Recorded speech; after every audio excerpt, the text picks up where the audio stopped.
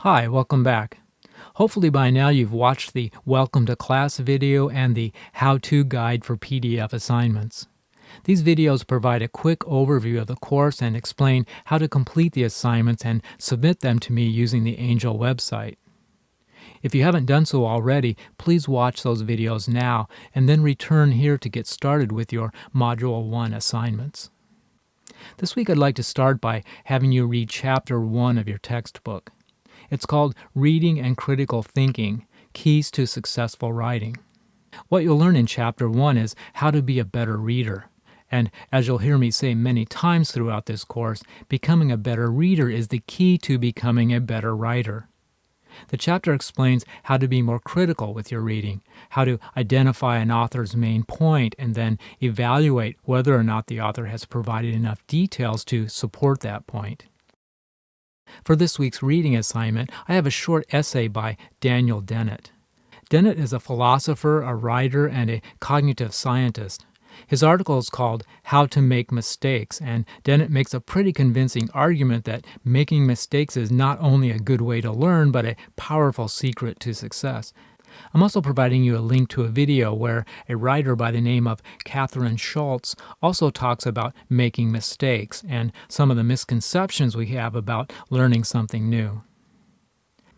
After you've read the Daniel Dennett essay and watched the Catherine Schultz video, I want you to complete the essay response worksheet, which, as I explained in my Welcome to Class video, is a PDF form where you will type your answers directly into the document and then submit the file to me from the Dropbox in this week's module. One of the first things I like to do with new students is get to know each other a little better. The writing workshop assignment for this week is to write something about yourself. In fact, I'd like you to make it a story. Tell me something that happened to you.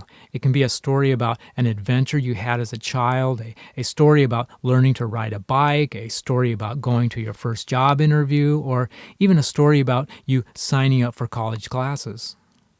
This type of writing is called a narration, which is something I want you to read about in Chapter 5 of your textbook. Be sure to take a look at page 45 to learn more about what a narration paragraph should look like. The grammar workshop exercise for this week is all about using commas, which happens to be one of the most troublesome parts of English grammar that students struggle with. So I'm hoping this exercise will help clarify when to use commas, when not to use commas, and where to place those commas in a sentence. First, let's do a quick review of the basic rules. Now, as I mentioned earlier, commas can be a little tricky, and that's because commas are used in so many different ways. For example, commas are used for linking two short sentences together. They're also used for listing several different items in the same sentence. Commas are used in sentences that have some type of introduction at the beginning. And they're also used for inserting extra words and phrases. So let's take a closer look at each of these examples. Here's an example where a comma can link two short sentences together. I worked hard in class. I earned a good grade. Now, according to English grammar rules, we should be able to combine these two sentences into one simply by adding the word "and" in the middle. I worked hard in class and I earned a good grade. However, there's something missing here. What's missing is the comma, which should be placed just before the word "and." So why do we need a comma? Because whenever we combine two complete sentences, or in grammatical terms, that's called two independent clauses, they must be separated by some type of punctuation. And in this example, a comma is the perfect choice. I worked hard in class, comma, and I earned a good grade. Here's an example where a comma is used to separate a series of items in a sentence. My favorite vegetables are carrots, peas, and potatoes. Notice that the words carrots, peas, and potatoes are three different items within the same sentence, and therefore should be separated by commas, like this.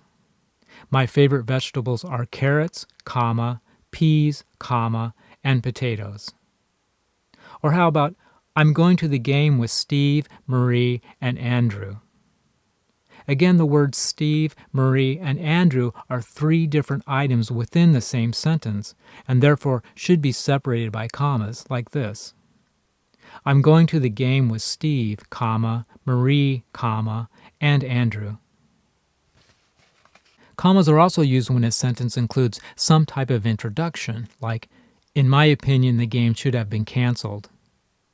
Notice that this part of this sentence, the game should have been canceled, could certainly stand on its own as a complete sentence. However, whenever we add extra information at the beginning, like, in my opinion, this type of introduction needs to be offset by a comma, like this. In my opinion, comma, the game should have been canceled. Sometimes extra information shows up in the middle of a sentence instead of at the beginning.